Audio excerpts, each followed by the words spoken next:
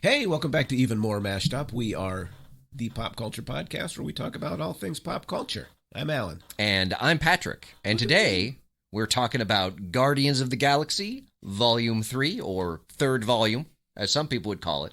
It is the third volume. It is. And there's a moment in the film. Was that your lead? No, this is just to name the movie. No, this is my lead. Usually it's something a little punnier. This is my lead. Yes. So there's the moment in the film. Yes. So there's a moment in the film that I found really memeable. Okay. Because it's when, the high evolutionary...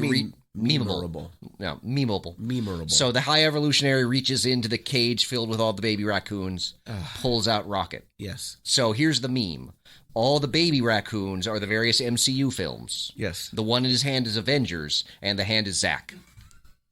Oh, that's pretty good. That's pretty memeable. Just pulling Avengers away from all of the other MCU films. You're the one that went cruelly. Since you're the one that went back to the draft, I did get a message from Ed. Oh, okay. Who might be our most active listener. He is pretty consistent, yes. He thought that Zach won the draft. Really? There we go. Which I said was appalling. Now he clearly defeated me. Well, Ed praised all of my choices, but I think he got upset with me because I did all the political stuff. No. No. Guardians of the Galaxy 2, he thinks I'm too harsh on. Yeah. Age of Ultron, he thinks I'm too harsh on. You are way too harsh on. He did say that you were the clear loser. Yeah, that was clear. Of the three. That's coming out of the draft. I'm not even pretending to fight that because all my plans were blown up by one person. No, I know it was Zach. Yeah. I just drafted, man. I did. So, but that was the moment that stood out to me. I was like, "Ooh, there's a meme." Yes. Or it could be the one where Lila the otter is talking, and then the high evolutionary shoots her in the back. That was another kind of Zach moment. That's my draft hopes. Well, now that you think about it, Lila is my draft plan, and high evolutionary is also Zach. Well, what if your draft plan is the Orgosphere? And the Guardians are cutting a big chunk of flesh out of it to... That's not as good. No? Yeah.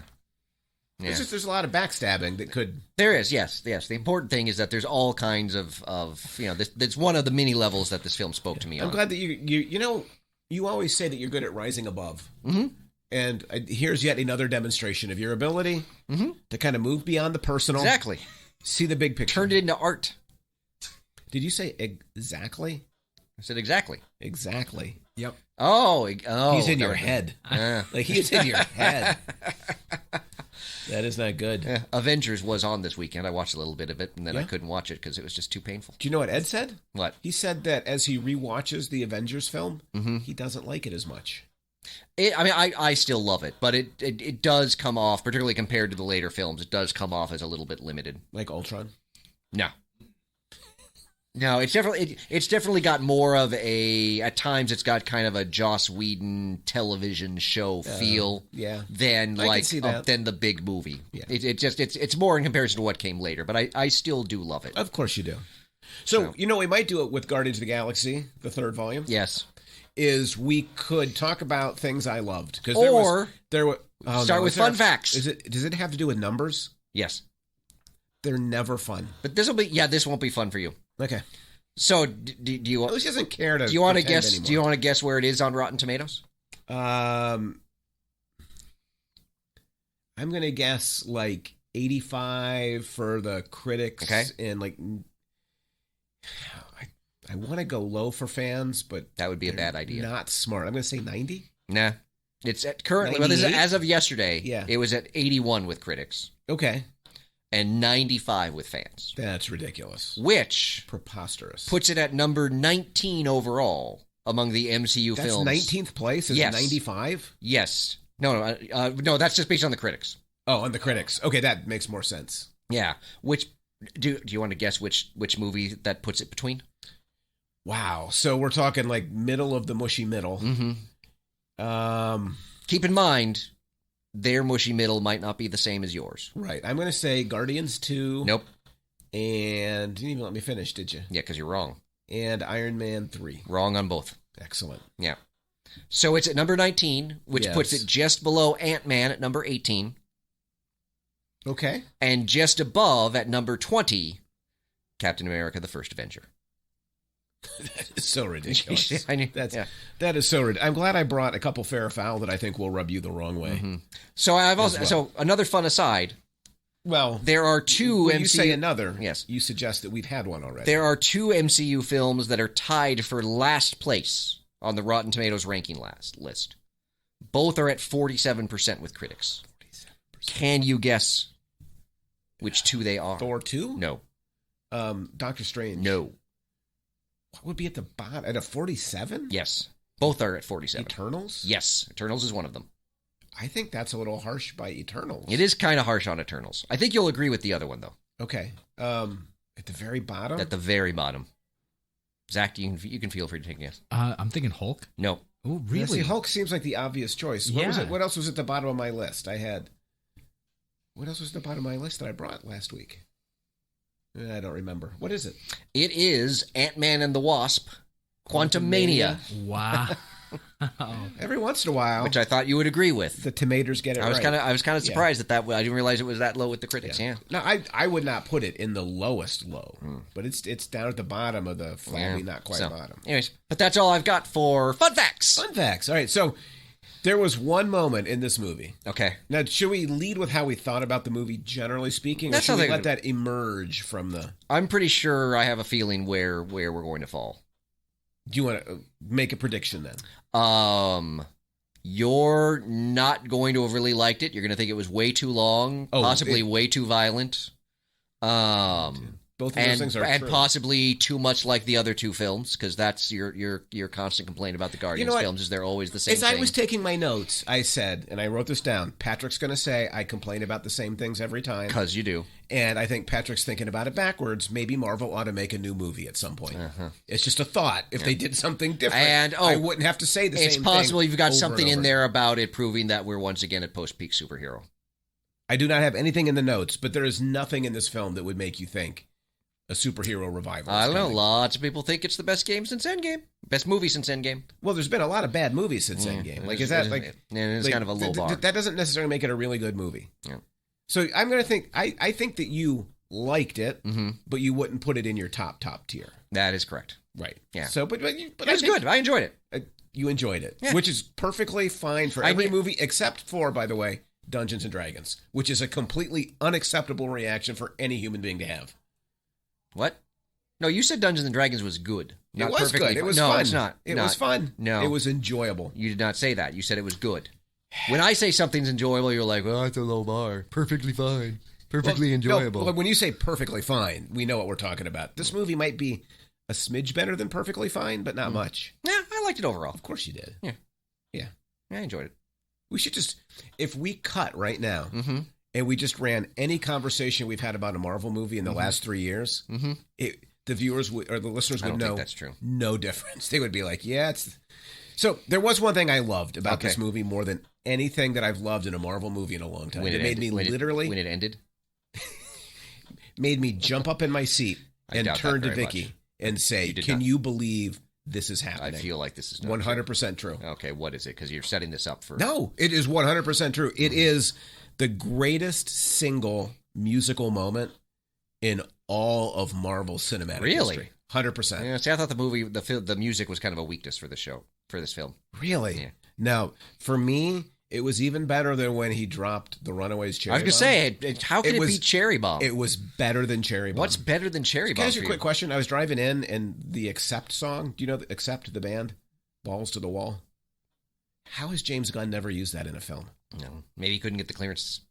I'm pretty sure Accept would be I don't know. There was something he tried to get for this film that he couldn't. Some like washed up German metal band.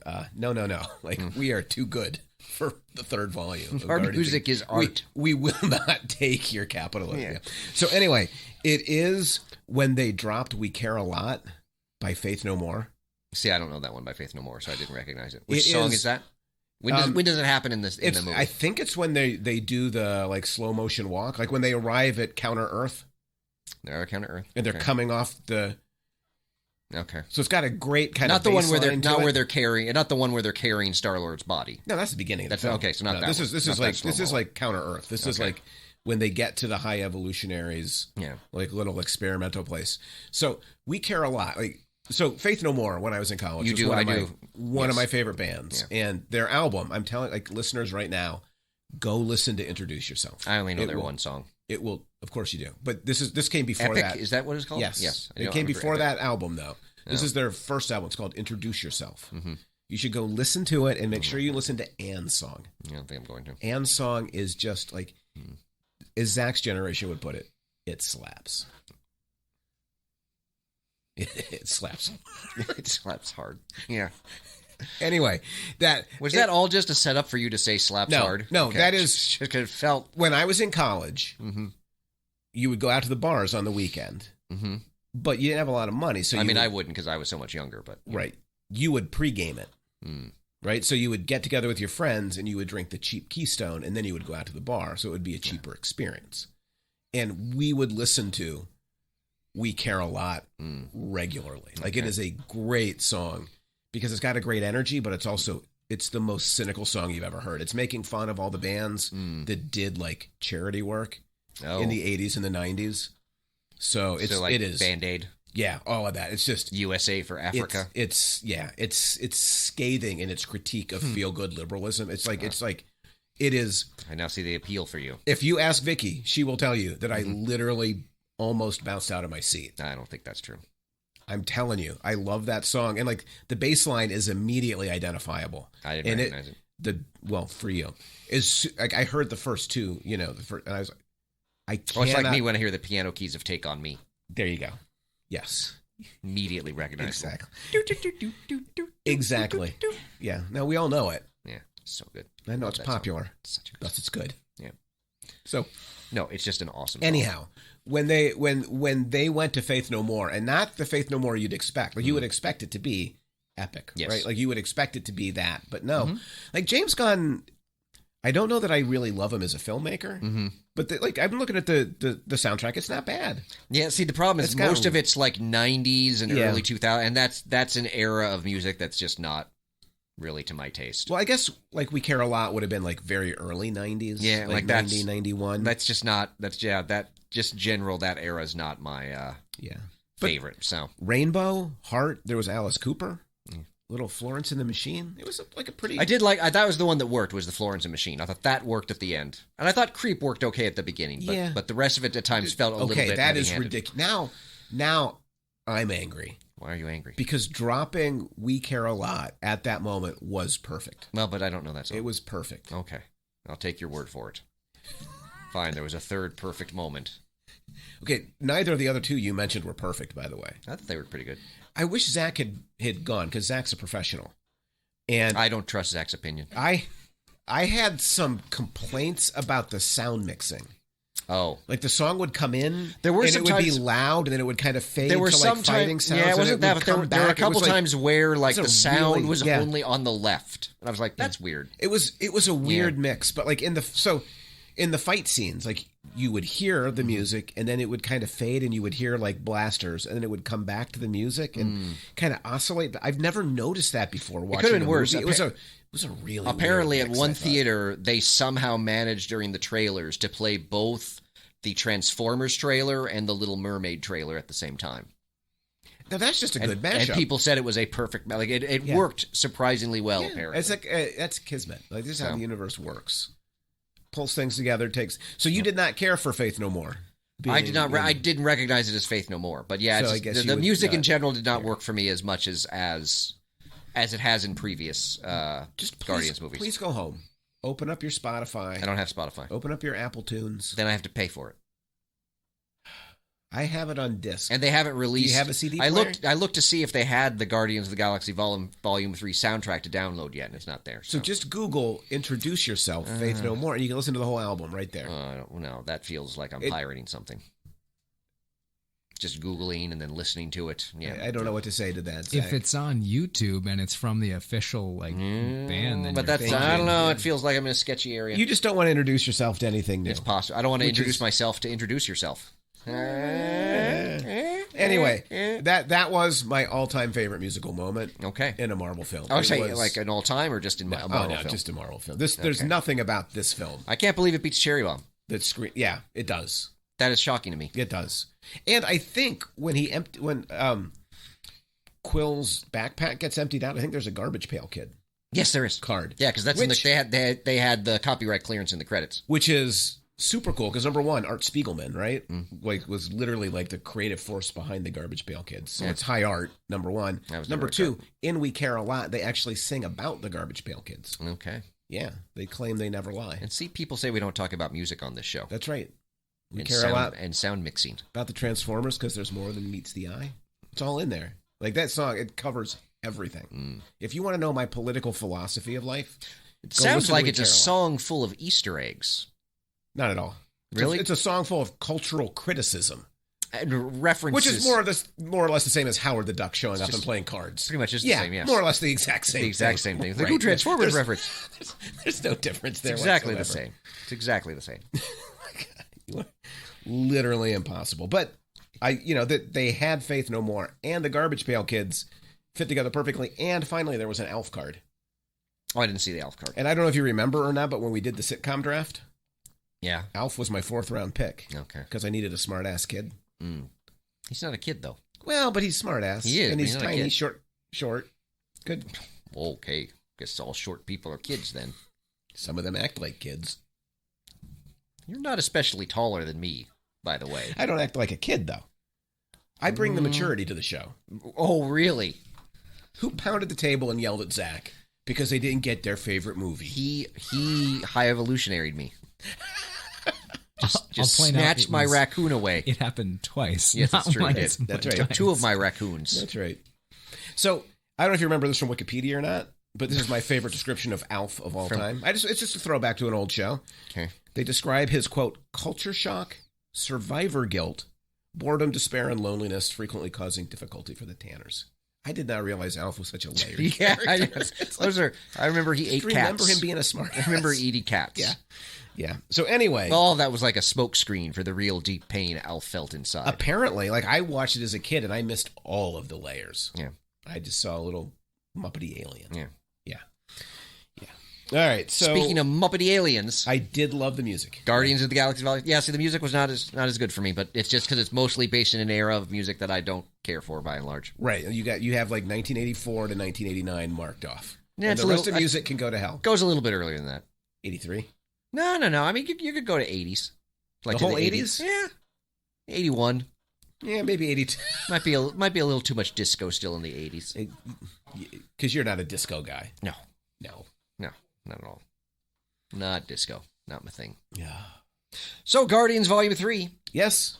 I did. I love the music. You hated it. So clearly I liked the movie and you didn't. I don't think that's true. You know what? Here's something else I liked. Okay. I kind of liked Counter Earth. I thought the film was very uneven. The most engaging part to me was the middle. Interesting. Yeah, I mean, there are elements of it, it is, even for a 2.5-hour movie, there's some stuff that is a little bit overstuffed. I did not think so. I thought the movie is overstuffed. I thought they could have cut the Counter Earth stuff. Because part of me was like, they go to the Bat People's house. Yeah. Who reveal to them, where the giant headquarters is. And I'm like, you couldn't see the giant pyramid structure from space? Well, you don't know that's the bad guy's lair. The one thing that's not like the 1970s suburban I guess they environment. Like, you could have skipped all of that. Can we be honest? Yeah. The Guardians are not very good detectives. Well, that is true. They're Robert Pattinson level Batman detectives. Yeah, that's true. Bad. Well, except that they're not supposed to be better than that. So that does make Pattinson somewhat worse. Yes, but they're all bad. That is true. So, but yeah, though I will say, I liked this better than other of Gunn's recent efforts in that it didn't have some of the flabbiness that other things have. Oh, this was flabby as all Trust me, get out. You haven't watched Peacemaker. You should watch Peacemaker, and then well, again, when you have 10 minutes of Peacemaker and Vigilante just riffing off each other, for no reason, I felt it was much more. The moments were not as bad as other things. If you keep burying the bar 6 feet underground, then everything we watch will clear it. I don't think that's true. I'm just saying. It's a very low bar. I'm just saying. I have watched Peacemaker. I have seen James Gunn do worse. This is better. Not perfect, but better. But not good. No, I'd say it was a good film. Yeah. I'm not convinced. Like, Counter Earth raises interesting questions. The High Evolutionary is trying to breed this like perfectly harmonious utopian society. And it's impossible, right? Like it can't be done. There's still like selling crack and beating each other. I do have to say, when he said his plan is to create the perfect society and he modeled it after Earth, I'm like, well, that's doomed. Well, that's the point, right? That's not going to work. That human beings are just animals, and that there is no, like, no matter what we do, we can't rise above it.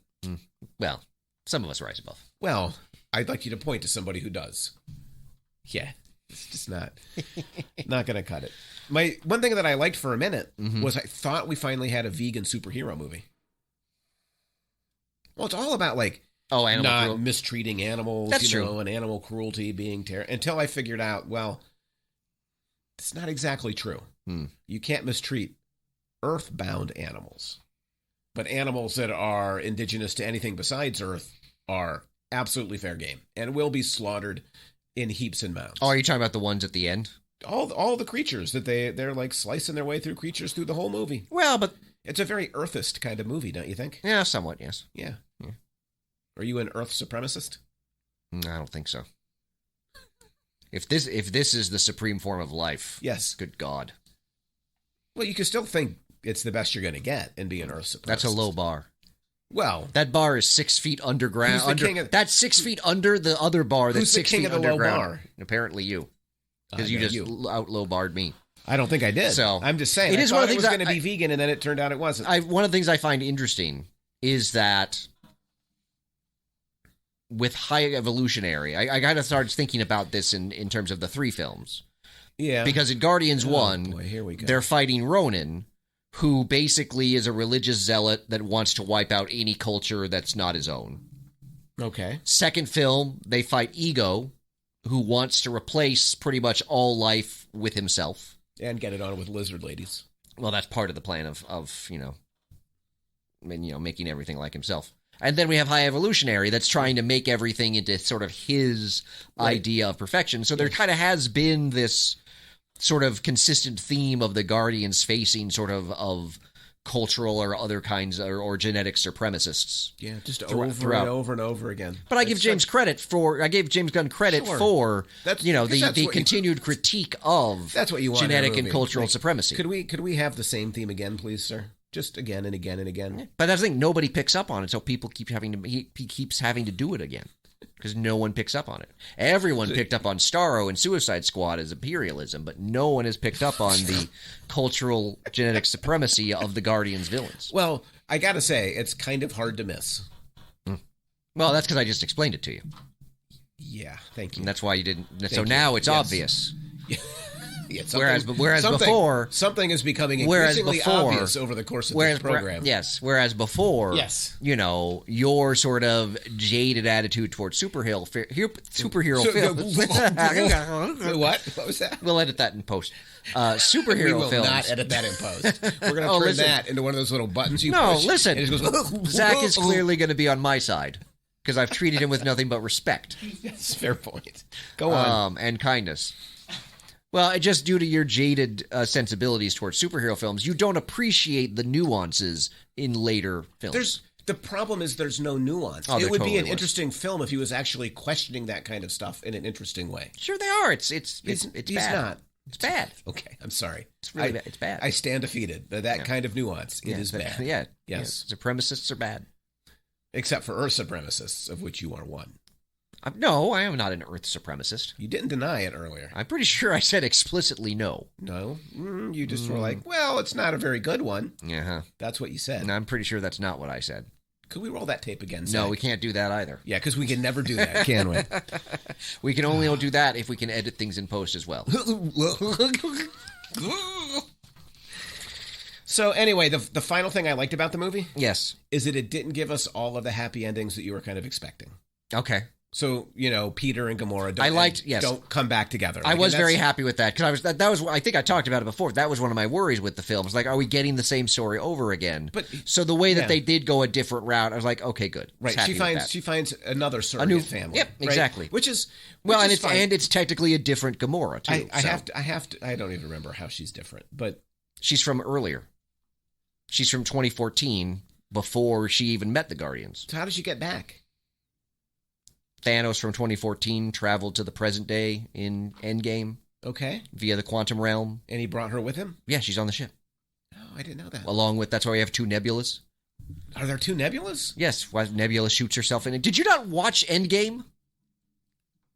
I did, but it just didn't stick. That's because you don't watch it every time it's on TNT. It's not a very good movie. It's a very good movie. All right. So I liked that, though. Although I have to say, the first 2 hours and 15 minutes, I was inwardly raging that they were going to end up together. Yeah, I was glad. It kind of destroyed the experience a little bit. I wasn't raging, but I was I didn't want to see that again. I would have enjoyed the movie more had I not been dreading what I thought. So I thought that was good. Yep, I liked that. The new Guardians team? Meh. I liked only insofar as it kind of is true to the comic book, I think, in terms of it was always a bunch of second or third or fourth tier heroes, and I feel there was always turnover on the team, and so that there's a new team.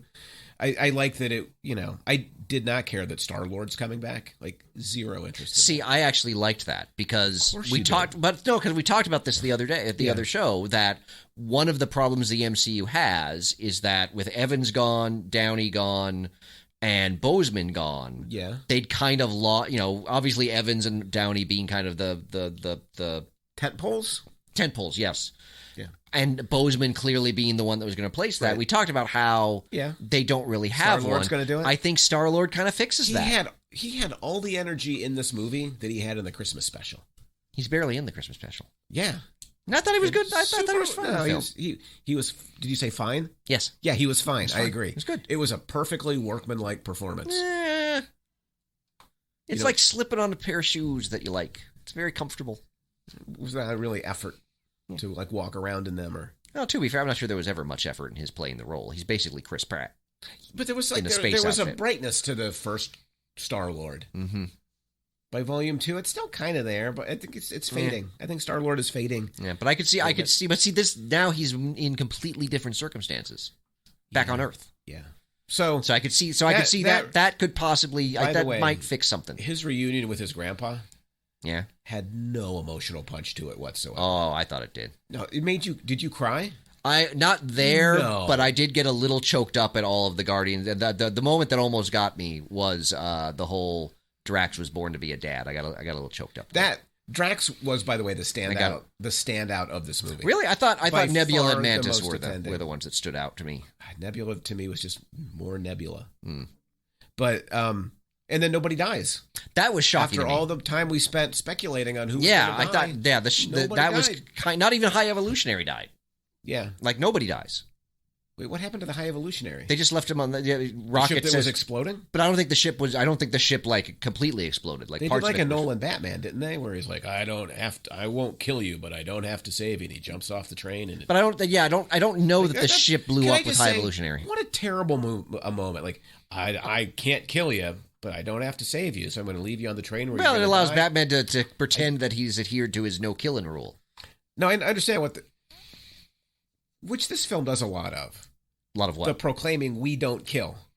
Oh, no, they kill a lot. And then killing a lot. Yeah, no, the Guardians kill. The Guardians are not really good people. But don't they repeatedly say we don't kill? I think Star-Lord does. Yeah. But the rest of them kill all the time. Does Star-Lord kill anybody? Of course he does. He blasts them, but I don't think... Does he kill anyone in the film? I don't know if he does. So you think he's always on stun? Possibly. Have any of those villains ever come back? I'd have to go back and see. Yeah, of course you would. Maybe they're still stunned. Yeah, it's a very powerful stun gun. Yeah, it's a very powerful stun gun. They're so stunned they're not breathing anymore. Exactly. No, they're still breathing. Their autonomic functions are good. Yeah. Okay. All right. So anyway, that's the end of stuff I liked in this movie. Okay. Let's see. Anything else that jumped out of you as something we really ought to talk about in terms of good stuff? Yeah. Well, we talked about the genetic supremacist stuff. How can you say it's such a good movie and not have a list of things to talk about? Because I had trouble putting together coherent thoughts. Maybe because the film is vacuous? I don't think it is. Maybe because it's hitting the same theme for the third time in a row that was so obvious to you that maybe you just have nothing left to write about. Yeah, possibly.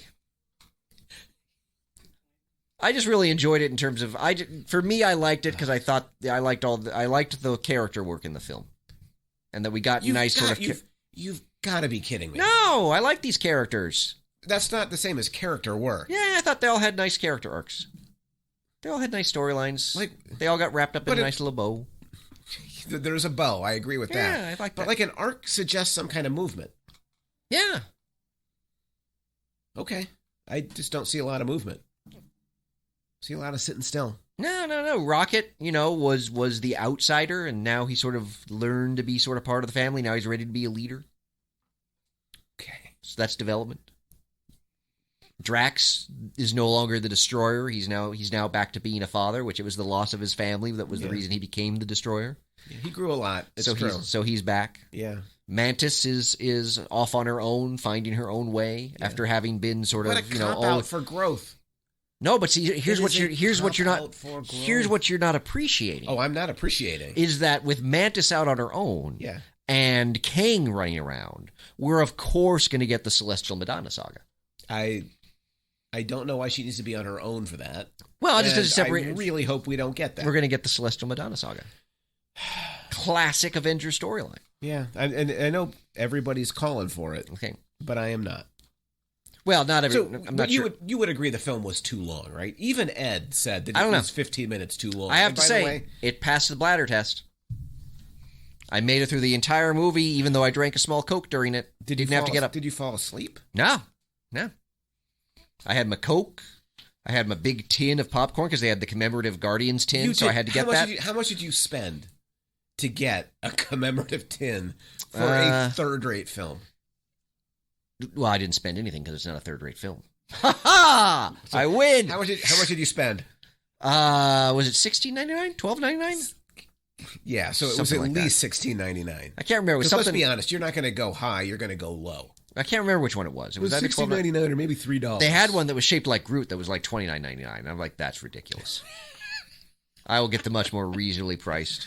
I've got a nice set of tins now because I've got the Infinity War. So what do you do? I've got Captain Marvel. So what do you do with your collection? I've got Rise of Skywalker. So what do you do with them? I've got Wakanda Forever. And what do you do with them? And now I've got Guardians Volume 3. You have a random set of cheaply made tins. What do you do with them? Right now they're on... So in one section of my house, there's like a little cupboardy type thing. Okay. And then there's, it doesn't go all the way to the ceiling, so like there's a little flat surface up there. Okay, like a shelf? Like a shelf, yeah. So they're up there. They're decoration right now.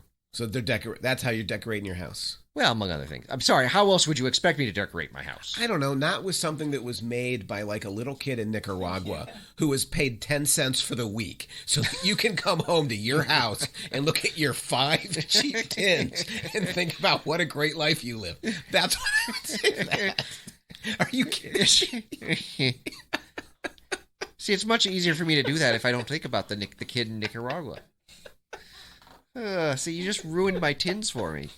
It's not cool, dude. It's just not cool.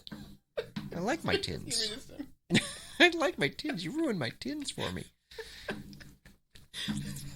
Here I was thinking if you ever came over, we could have like a movie night and everyone would have their own tin. You could invite Umberto over too. He's the good he's the Nicaraguan kid. Gotcha. Yeah. We need to give him a backstory now.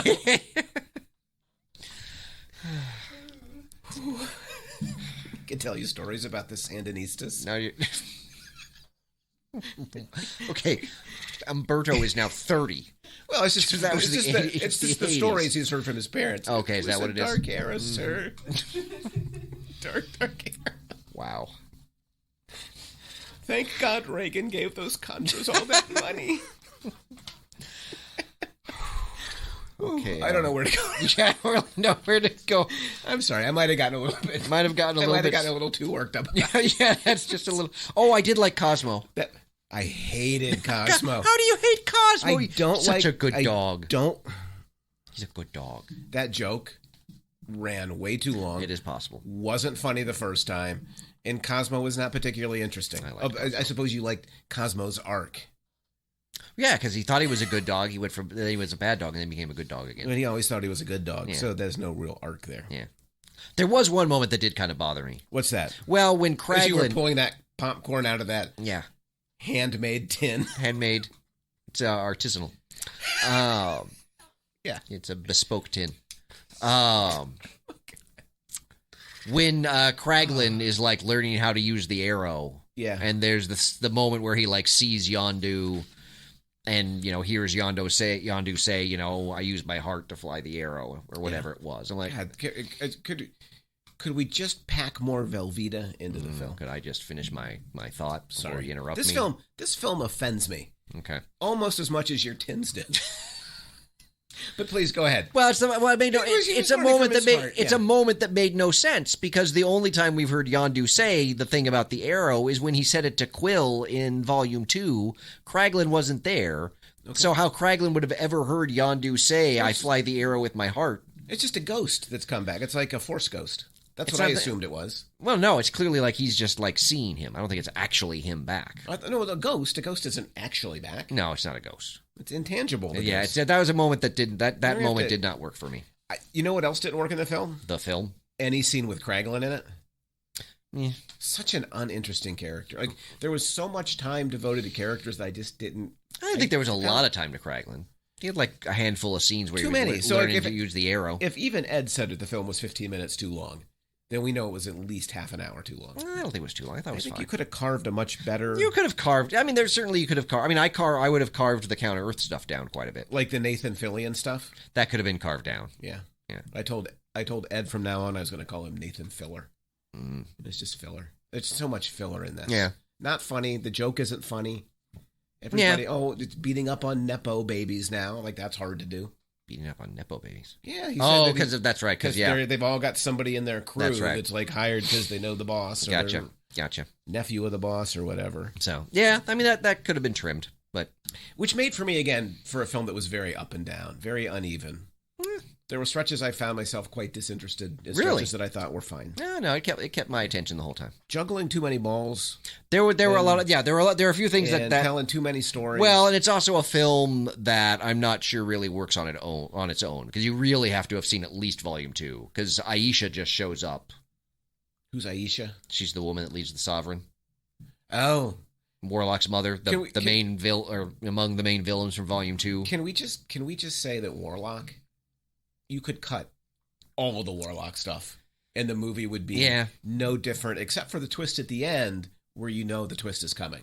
Which twist is that? That he's going to go get Quill out of space and pull him in and save his life. That was another moment that surprised me, because I'm like, Quill's head literally like expands significantly like that. I'm like, pretty sure you're dead. Yeah, I was like, and they take him back and they're hugging him and he's like, I'm fine. I'm like, you're not fine. It's like 5 seconds later. He's like, yeah, I'm like, pretty good. They didn't. I'm like, I don't think so. They didn't throw a med pack on him or anything. I'm like, someone needs to get that guy a med pack. Those med packs aren't used a lot more. Like all of this, it's like droids in Star Wars. Yeah, like they're so much more sophisticated back in the day. Yeah, you've got med packs. Like we could have been using med packs. You know who would still be alive? Quicksilver. Oh, but that's on Earth. They don't have med packs on Earth. Well, I guess that's true. Yeah. I guess there was nobody really extraterrestrial. Not at that point. Brought a med pack with them. Exactly. They would not. Yeah, all right. So Hawkeye he's culpable no matter. Well, I blame more Ultron. Who shot him with a Quinjet. I guess so, but as we all recall, Hawkeye was on call to go save him, and he was like, "Man, it's been a hard day." No, he said that after Quicksilver was dead, you don't even remember with Quicksilver's moldering corpse beneath him. He's like, "Man, that was a rough day." Like you ought to think about Quicksilver's point of view, dude. So it's been a long day. Yeah, that's even worse, right? Can you just get the line right? No, I can't. See, if you'd watched the movie, you would have more fidelity to the films. I did watch the movie. Not as many times as I have. I haven't watched it like 400 times. It's a really good movie. One of the few that Zach left me. Which says all you need to know about the movie, right? Zach took the Avengers that mattered. He left you with the floor cord. I don't think of the Avengers. That's hurtful. Very hurtful. So, but yeah, I mean, Adam Warlock, you could, I mean, you just need some other device for getting Rocket hurt, and Warlock could be taken out of it. So superfluous. So, which was I thought was always going to be the case. Yeah. Like it never seemed like that was going to be what it seemed like they were setting up to be at the end of Guardians 2. But isn't it this kind of the Marvel problem at this point? They're so interested in just stuffing stuff in. Yeah. That now you've introduced Warlock, but not in an engaging way that makes people want to come back and see him again in a movie. Yeah. It feels like too much. It was too much. I mean, I can understand. I mean, certainly it's nowhere near like the Warlock that we get in the comics. It does make a certain amount of sense in terms of what's going on in the film. But yeah, it's not a particularly compelling version of Warlock. It felt like they decided he was going to be in it. You look at the new Guardians team, and Warlock's basically the new Drax, which is basically the guy that doesn't completely understand kind of like a man what's going on. Yeah, like that. That was how Drax was at the beginning. So you've got sort of Warlock is now playing that role. And temper tantrums. And whatnot. Yeah, I guess. But they're not going to do anything with those new Guardians, right? I don't know. I mean, we'll see. I don't think so. I think we'll see Star-Lord again. Right, it didn't say the Guardians are coming back. It said Star-Lord. Maybe there's some kind of plans for Mantis, but I don't know. I wouldn't be surprised if we don't see Mantis again. I wouldn't be surprised if she just fades away. Yeah, so... most of them probably will, right? I would think so. Unless, of course, Marvel gets so desperate that they need the quick cash of bringing the Guardians in at some point. Do you think, in all seriousness... Mm-hmm. Who in the cast really has that kind of pull? Like if you're sitting at Marvel and you're like, we got a stinker coming, and we need to stuff somebody in it to try to like just build box office. Aside from Star-Lord, who does that? Gamora? No, not Gamora. Nebula? No. Drax and Mantis tried to carry the Christmas special. Yeah, no, I wouldn't say Drax or Mantis. They did not carry it very far. No. Rocket? Yeah. You think? James Gunn has said Rocket is the main character of the entire trilogy. I don't care. So Rocket, and I think people like Rocket. Yeah, but so I can see Rocket showing up as like being. Cow? He's as close to one. If we have to rule out Star-Lord, he's the closest thing that's carrying the new Guardians. He might be, but I don't think people are going to be chomping at the bit. I think they'd be more. Well, that's the issue is that it's not the kind of thing where it would have to be something where they just show up in the film without having been like telegraphed in the trailers or something. Yeah, right. So there'd be that moment of people like, "Oh, it's Rocket! It's Rocket! Yeah, then I remember him. That's right. He's in that movie I like. Remember all that animal torture I had to watch? That was a little pandering, wasn't it? What was the animal torture stuff? Was pandering? Yeah, like it's this easy emotional kind of go-to for the filmmaker. I don't know. There's been a lot of stuff. People are finding the animal torture stuff kind of like too much. Like people are like the film should be rated R for it. Oh, that's one of my fair fouls was people complaining that they feel like that in both the UK and the US there's been complaints that it should not have been rated PG-13. See, here's the thing. Here's the thing. What it says, a PG-13 is that parental guidance may be necessary for kids under 13. Right. It doesn't mean good for children under 13. No, I know that's true. I know that, but you know how Americans are. I'm sorry. Are we going with what the thing is or based on how Americans think it is? Because that feels like... We probably ought to pay attention to the practice if we're going to make a film that people are going to take their 7 and 8 year olds to see. But people shouldn't take their 7 and 8 year olds to see or they should be prepared to deal with this stuff because they're the ones to provide the parental guidance. No, I don't disagree with you, but I do kind of disagree with you. Yeah. It was gratuitous. Like the violence in the film, violence in the film was gratuitous, and it was. What exactly was particularly violent about the animal stuff? Pandering, like all of it. But what specifically? What part of it isn't? Most of the time, artificial limbs, But we didn't see sappy like we're going to get together. But we didn't see the limbs and go through. Like we didn't see the limbs grafted onto them. Liquidated when the high evolutionary is unsatisfied with how they turn out. Yeah, but I mean that wasn't like torture. It was just like gone. Like there was more animal murder than torture. Because they're just like eviscerated momentarily in an instant. Zach's face says it all. I'm not saying it's good. I'm just saying like torture. No. Torture implies like some prolonged thing. They were eviscerated. Like what they did to Rocket was torture, yeah, but we don't see that really. You see, there's some pretty wrenching scenes. Do we? With Rocket. I don't remember them being that wrenching. Yeah. I guess we do see him with like his scalp sewn on or whatever, but. I don't know. I just I didn't find it particularly animal. Man, I found it cruel to animals. I found it to be quite. And I obviously Gunn is not trying to say you should murder or torture animals depending on your point of view. I mean, the main bad guy is the. He's trying to make an argument against it. Yeah, but it was a lot. I thought. Yeah. Okay. Was it a PG-13? I don't know. Yeah. I just thought it was cheap filmmaking. Yeah. Is what I thought. Well, but you think the whole film is cheap filmmaking, except for the song that reminds you of your childhood.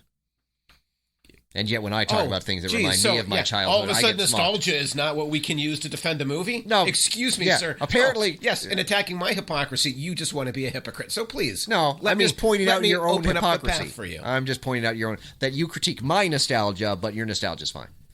Yeah. Yeah, okay, there's honesty. Just, Yep, just admit so your hypocrisy. It is a great song that fits the moment, and because you don't know it, it's not worth talking about. That's kind of where we're at, right? It's not your music, so it's no good. This week, we can't have it. No. It is garbage filmmaking. I didn't say it was garbage filmmaking. You didn't seem a big fan of it. I just didn't recognize the song, so it didn't have any real resonance for me. So anyway, the point being, yes, it was cheap. It was really cheap. You didn't like Teefs? No, when you a film should connect you emotionally. I was very emotionally connected during the film in an authentic way. That animal stuff was not authentic. You don't think so? That was pandering. Oh, I felt bad for the animals. Well, of course you're supposed to feel bad for the animals. Yeah. It's the easiest thing in the world to do. Mm-hmm. Except apparently you found it to be pandering, so you. Yeah, it was cheap. Yeah. Guess what? Pandering is easy. Cheap is easy. It's really easy to do that to connect to emotions, but it's cheap emotion. Mm-hmm. Sort of like, when they play a song that you recognize from your childhood. No, not at all. And that makes it the best moment in the film. Not at all, because that's not the film. That's not meant to appeal to everybody. The animals are. The animals is the cheap pandering. Yeah, except it didn't appeal to you, so it doesn't feel the same thing. It's kind of the same thing. You think it's the same thing? It's kind of the same thing, yeah. Wow. Yep, it's kind of the same thing. Wow. Like a song that I remember versus torturing animals to make people feel sad. Being the high moment of the film. Yeah, because it was not a good movie. It was a good movie. Oh. I liked the movie. It's a good movie. Yeah. No, the animal stuff was cheap. It was really cheap. Yeah. It's cheap filmmaking. I don't know. That cheap filmmaking. That was fine. Fine. Yeah, I mean, that's Rocket's backstory. That's Rocket's backstory in the comics. That's kind of built in. Because they follow the canon every time? No, they change what they want to change, and they don't change what they want to change. Even if it's Rocket's backstory, there's ways you can tell it, and there's ways that you shouldn't tell it. And the cheapness of the way he did it to make you feel is just it's like the easiest kind of filmmaking. Nah. I heard it compared to one of the Kill Shelter commercials from the 90s, right? Where there'd be a Sarah McLachlan song playing behind it. They still play those now. And the camera would slowly pan across death row. Mm-hmm. It's too easy for James Gunn. Make me care in a way that feels authentic. So if it had a Faith No More song playing over it, it'd be fine. I didn't say it made me care. I said it was my favorite moment. Mm-hmm. Which feels like it made you care. Well, I guess, but not in that way. But not in that way. Yeah, because if you keep interrupting, it turns out you're always right. That's right. So pretty much I'm just going to interrupt you after you say yes. Just yell over top of me. My point. There's no need for any nuance on this show. Exactly. Yeah. It was, I don't know. It will never sit right with me that's the route he went. It made sense to me in the film. Too easy, and it felt like cheap emotion to me. I don't want to go to a movie and feel like I'm being manipulated in. All movies are manipulative. The scene, but I want to feel it. There's a difference in the art, right? There's a difference. Mm-hmm. There's just a difference. Mm-hmm. Yes, it'd be like, say, it could be like a film that pretends to be historically accurate and then manipulates you with a completely fabricated climax. But that's a different argument. Oh, but that's different. It is. Yeah, because that's not manipulative. Okay. Mm-hmm. I'm just going to let you yell for a while. Yep, I'm just... No, please, go ahead. Just scream over top of me. I'm not screaming. Scream over top of me. Am I screaming? The difference is that film is going for truth. It's pursuing truth. It's not it's getting to the truth. It's Tim O'Brien. It's story truth versus happening truth. Mm-hmm. And that is an authentic way to get at truth in the world. And I can't believe I'm sitting here with somebody who teaches literature and is saying that it has to be real to be true. It's a ridiculous... Well, I'm going to shout over you. Well, that's what you just said. It's got to be real to be true. Okay, number one, I don't hold my hands like that. You do sometimes. No, it's not true. You want to watch yourself. It's not true. You got to watch yourself over there. I don't go like this. I do not go like that. Again, so that's what you're saying. Your point is that it has to be real to be true, and that's just a ridiculous that's not what position. I'm saying. I'm saying but in a film I told you so. In a film that purports to be real, that fabricated moment completely blows up the film for me and is manipulative. it is. We're talking about Frost Nixon, by the way, for people that don't know. It is pursuing the truth by heading into fictional territory, and there's nothing wrong with doing that. Yeah, see, but except the rest of the film is not in fictional territory. The rest of the film is supposedly in. I suppose if we assume that films that are historical are always 100% authentic, right? No, can you name a single film that was made that was 100% historically authentic? They got every detail right. Every comment was right. Like everything, everything is precisely real. You're misunderstanding my point. I don't think so. Which is, it's not that every film has to be this way. It's that Frost Nixon.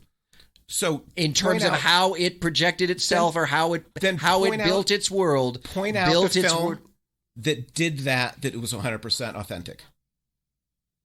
Name the film that is presenting itself like Frost Nixon. Is it Lincoln? Is it I didn't see Lincoln. Gettysburg? I didn't see Gettysburg. Is it name the film that doesn't have fictional touches or but see, it's not just because it's not just that it has fictional touches. It's that its entire premise of the story depends on this completely fabricated moment. That does not happen. Frost Nixon does not depend upon. Oh, it absolutely does. No, that changes everything. That's the moment galvanizes Frost into doing a good job, and I don't know. It just bothers me. Wait, aren't we talking about the conversation at the end of the film? I thought we were talking about Guardians Volume 3. I don't know where that happened. So anyway, where are we at? I have no idea. I don't have much left. I mean, I talked about it being kind of up and down. I thought it was just a very inconsistent film. I thought Drax was the big star. Now I know you disagreed with that. No, Drax. He's the guy that carries the funny. Yeah, but he always does that. This film. Yeah. So somebody had to do it. I don't think anybody else carried the funny, really. There are moments between Star-Lord and Gamora, but they're not sustained moments. He's consistently funny, and the dad part was good. Yeah. That was a moment you were like, okay, there is something more to Drax. Yeah. Which was a nice change.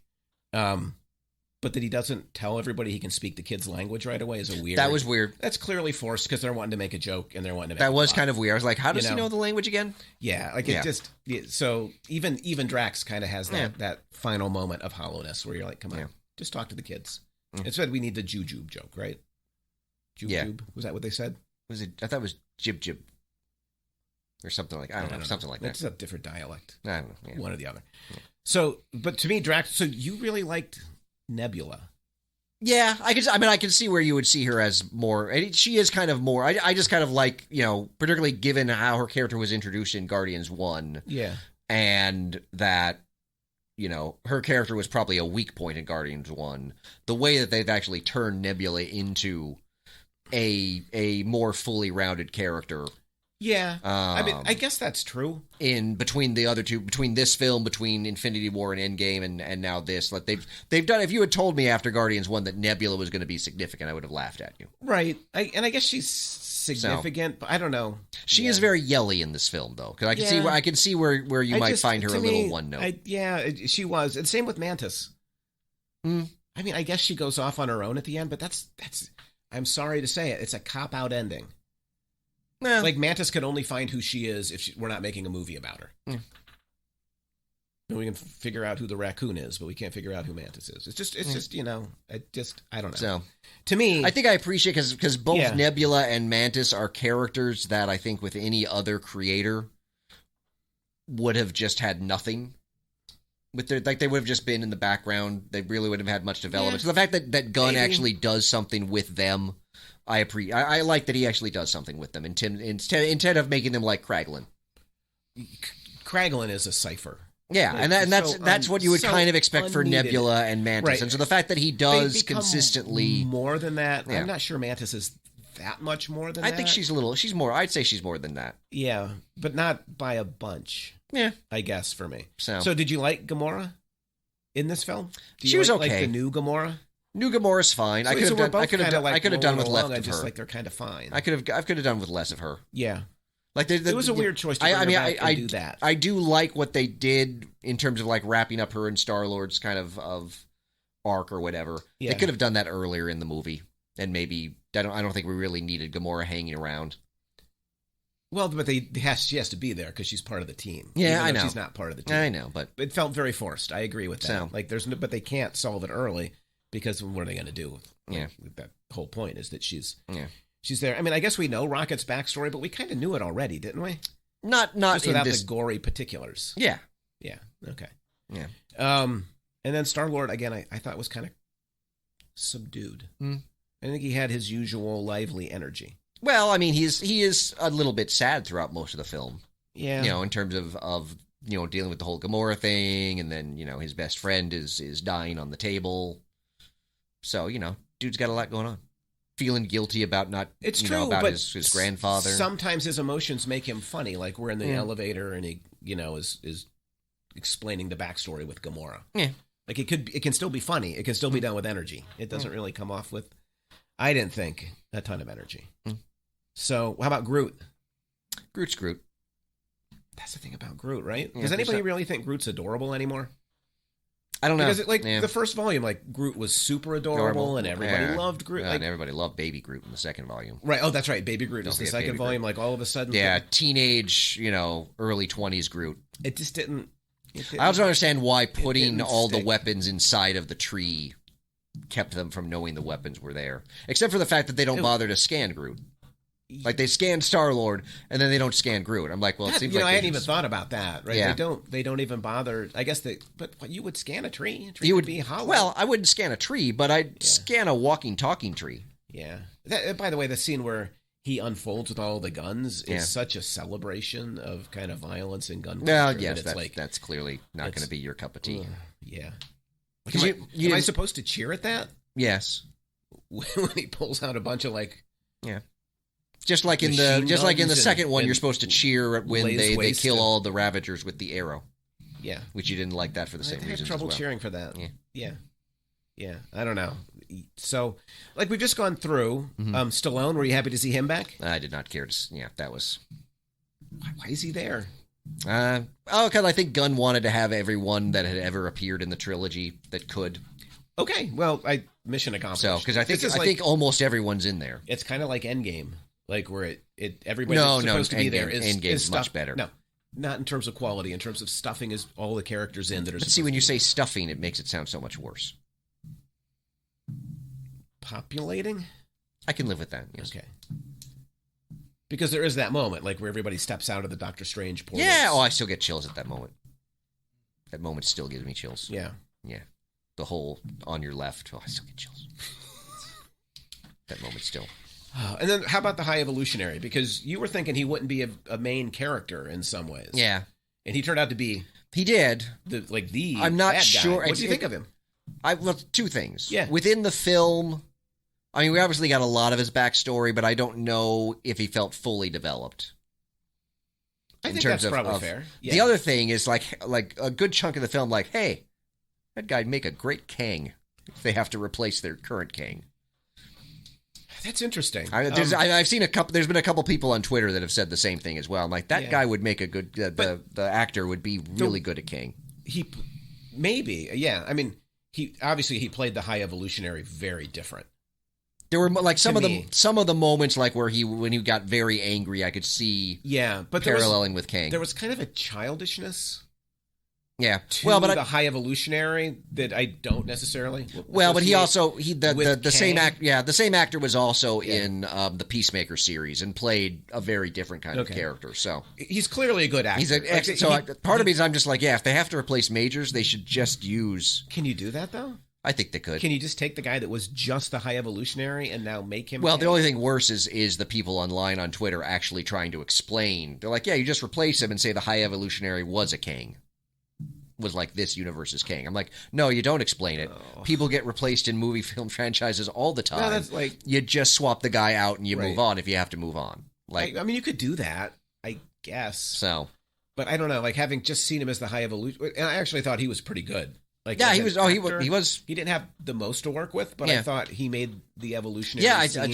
He was. Yeah, somewhat believable. As much as you can make that character. Yeah. So If they do move on from Jonathan Majors, I would be fine if they just swapped him into the role and they're like, yeah, he's good. Yeah. And we just moved on. You know what would make me fine? Let's just move on from Kang. Well, that would be another option. Do we need Kang at all? I don't see that happening. We leave Kang behind and we do a Fantastic Four film. Yeah, they're doing a Fantastic Four. By the way, which you've heard. I've not. So, grading week. So no. Adam Driver and Margot Robbie the two names that are floating around this week. So we talked about Driver. We did talk about Driver, who is a unique choice and a really talented actor.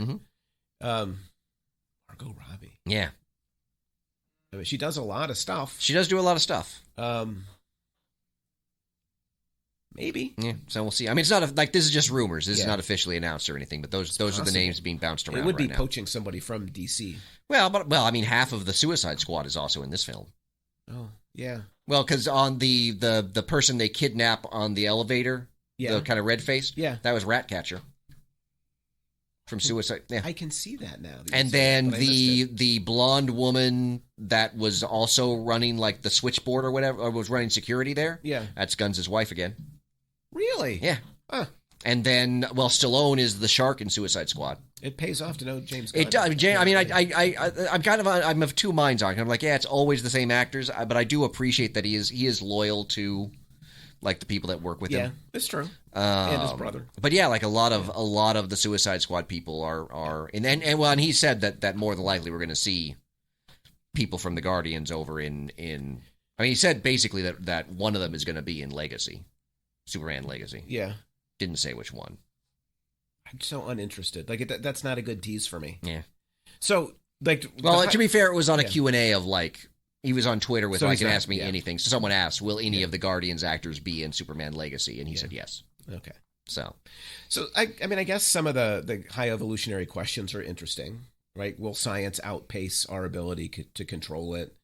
Does like science make us think of ourselves as gods? So I didn't see it so much as the outpacing our ability to control it thing, sort as more, that because it's another thing that I found kind of interesting in that all of his efforts to create perfect life consistently fall short.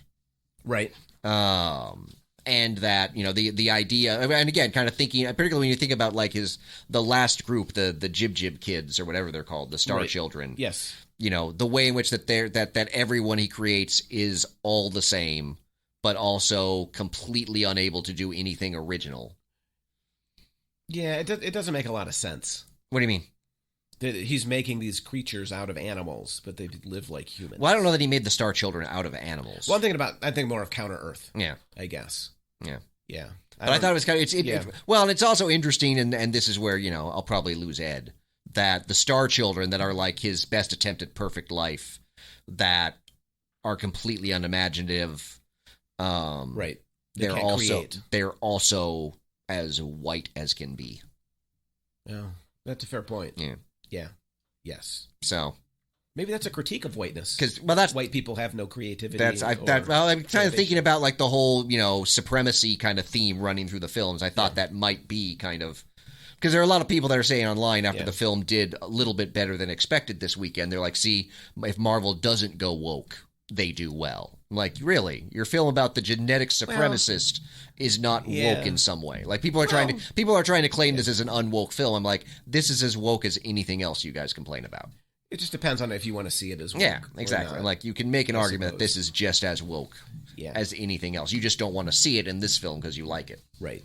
Right. All right, we have time for a couple quick fair files? Oh, sure. All right. From Ed.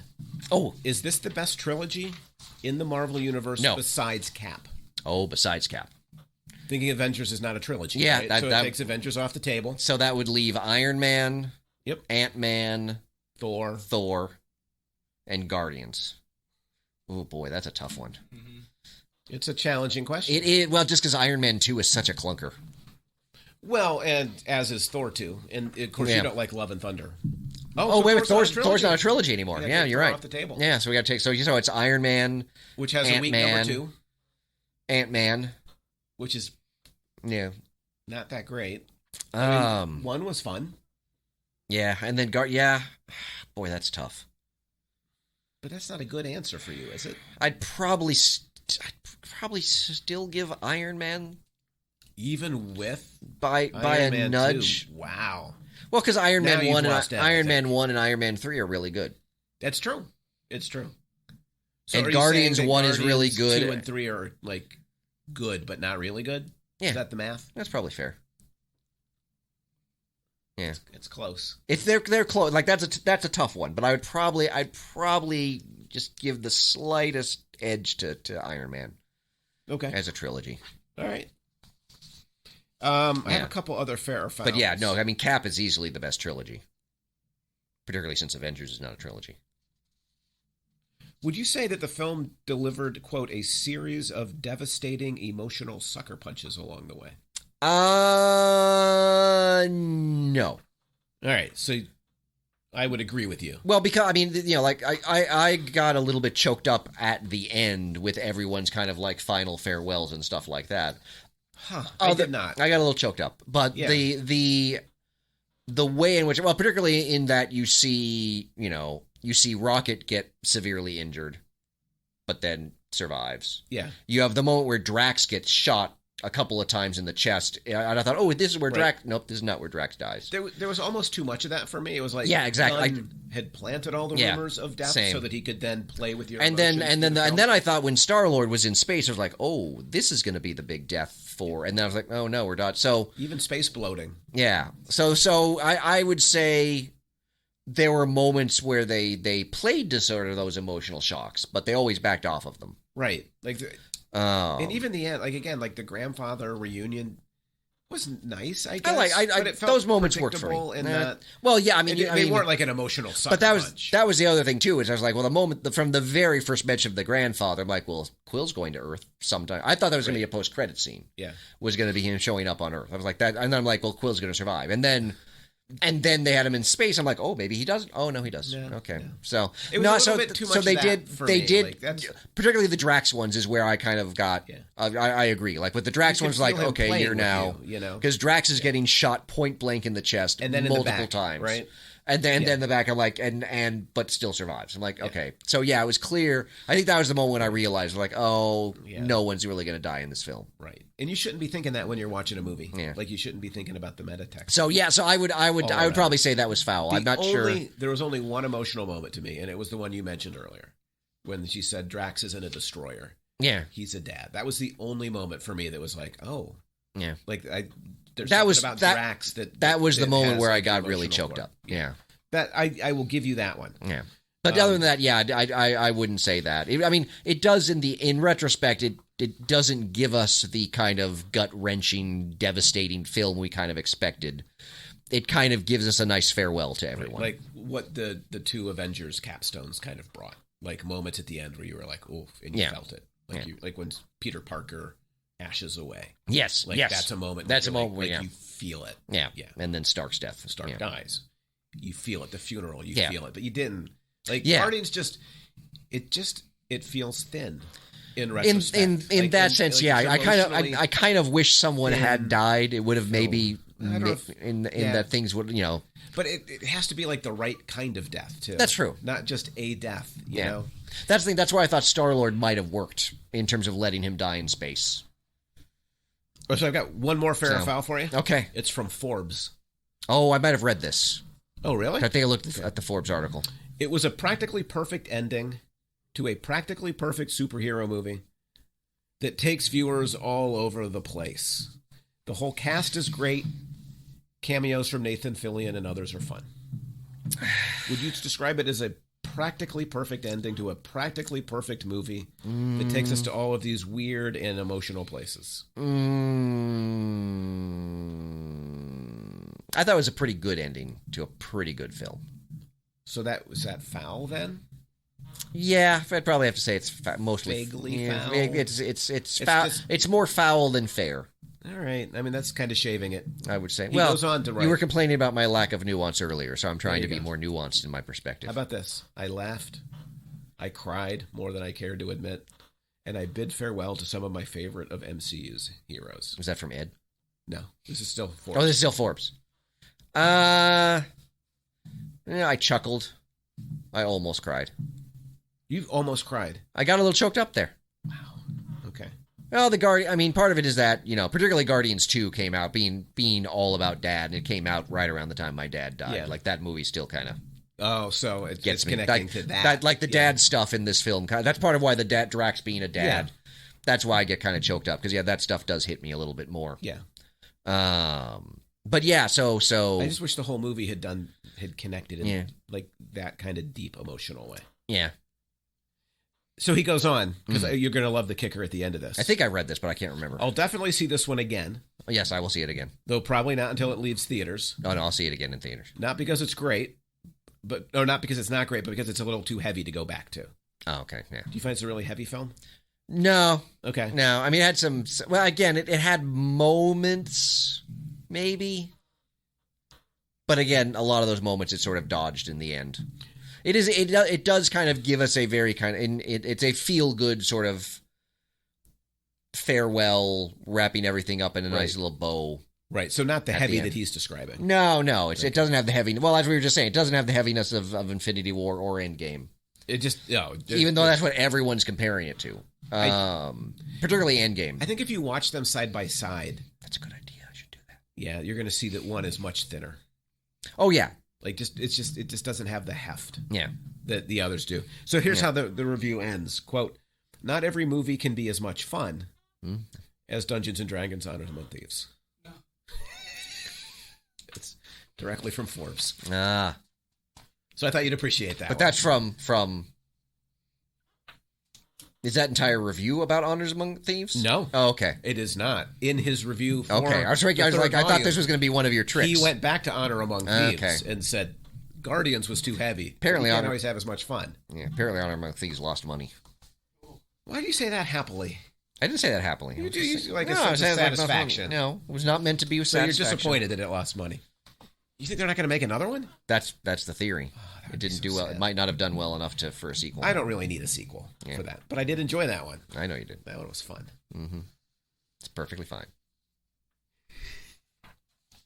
You got a long line of perfectly fine. I do, but that's just because I'm a naturally positive thinker. So that you find that to be positive thinking? Yeah, perfectly fine is good. If I just want to go to a movie and be entertained, that's all I want to do. I would like to be entertained too. Yeah, that we agree on. Yeah, we agree. But what entertains you is different from. Well, that's what makes this podcast kind of beat. You know, is that what it is? Yeah. I thought it was the impersonations. And I thought it was the in-depth analysis of Frost Nixon on our Guardians episode.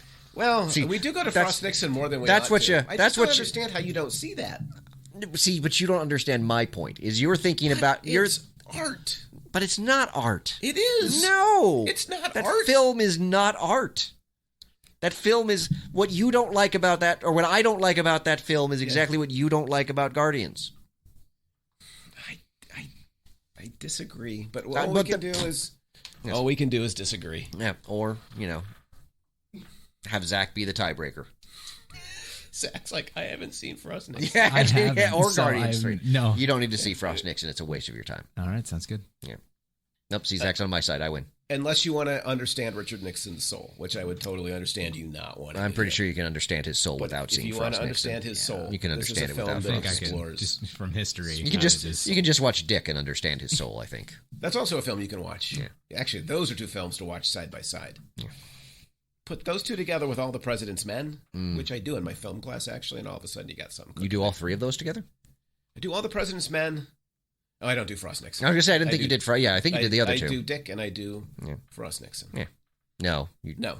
Dick and All the President's Men. Such good stuff. Yeah.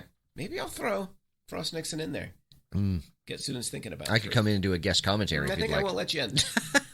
I think I won't let you in. But I'll find out if I have students in your... Let me know when you're teaching that class, because I can see if I've got any students in there. Well, we do a lot of Nixon, and I've got English majors in it. Yeah. So. Oh, I talked about Frost Nixon, and I used Frost Nixon in the pop culture class. Oh, I talked to people in your pop culture class about Frost Nixon. Yeah.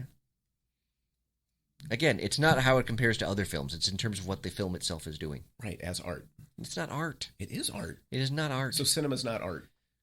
No, just that film's not art. See, this is the problem. I make one critique of a film and you turn it into a critique of all cinema. Well, but it's... No, it's my problem with this particular film and what this particular film does. I think all cinema is art. I mean, I think Guardians is art. It's just kind of cheaply made art.